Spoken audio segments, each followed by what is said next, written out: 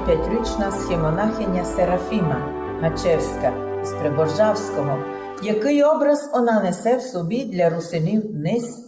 Одійшла до Господа старенька монашка Серафіма Ганчевська, і як насельниця Мукачівського монастиря, то ми маємо і відео. Ну, для нас так важливо було розуміти. Народилася вона 26-го року, точно в такому році народився мій батько, покійний схі і єромонах Олексій.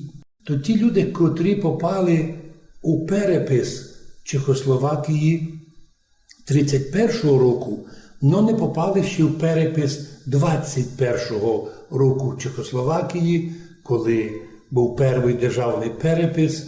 Тоді лише наші діди вступили там, і нам приємно, що як батьки новоприставленої, так і наші родичі всі в переписі поголовно записані русинами.